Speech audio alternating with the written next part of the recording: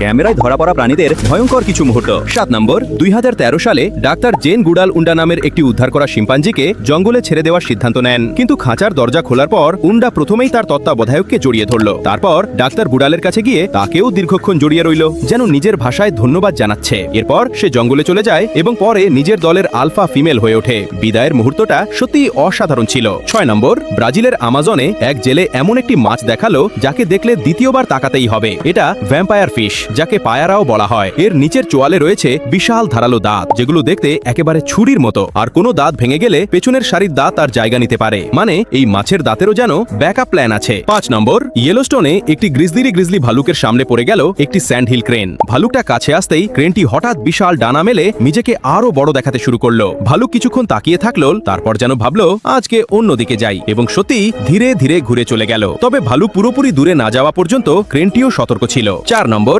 ব্রাজিলের আল্টা ফ্লোরেস্তায় ভালোদেমিরকে বিশাল আরাপাইমা আর তাম্বাকি মাছের সঙ্গে পানিতে দেখা গেল। তিনি মাছগুলোকে আলতো করে আদর করছিলেন, এমনকি তাদের নিজের বড় বন্ধু বলেও ডাকছিলেন। আর মাছগুলো একদম ভয় না পেয়ে তার কাছে এসে খাবার নিচ্ছিল। দৃশ্যটা দেখে মনে হচ্ছিল পানির নিচেও বন্ধুত্বের আলাদা জগৎ আছে। 3 নম্বর, তানজানিয়ায় এই হাতিটা তার শক্তির দুর্দান্ত একটা উদাহরণ দেখালো। সে সুর দিয়ে উঁচু গাছের একটা মোটা ডাল ধরে পেছনের পায়ে ভর করলো, তারপর পুরো শক্তি দিয়ে নিচের দিকে টানতে থাকলো। আর কিছুক্ষণ পর বিশাল ডালটা মট করে ভেঙে পড়লো। হাতিদের জন্য এমন কাজ একদম স্বাভাবিক, উঁচু পাতাও এভাবেই নাগালে নিয়ে আসে। 2 নম্বর, এই হাতিটা সুর দিয়ে বালি তুলে নিজের পিঠে ফেলছিল, কিন্তু তার ছোট্ট শাবকটা পাশে দাঁড়িয়ে সবকিছু খুব মনোযোগ দিয়ে দেখছিল। তারপর সেও নিজের ছোট সুর নাড়িয়ে মাকে নকল করার চেষ্টা শুরু করলো। মা যা করছে বাচ্চাও ঠিক সেটাই করছে, একেবারে ছোট্ট কপি পেস্ট। 1 নম্বর, এই কচ্ছপটাকে দেখলে প্রথমে মনে হবে চোখে কি কোনো সমস্যা হচ্ছে, কারণ এর দুটি মাথা, কিন্তু শরীর আর খোলস একটাই। 2 মাথার আলাদা চোখ ও মুখ রয়েছে, অথচ পা মাত্র 4টি এবং লেজও একটি। এটি পলিকেফালি নামের একটি অত্যন্ত বিরল জৈবিক অবস্থা,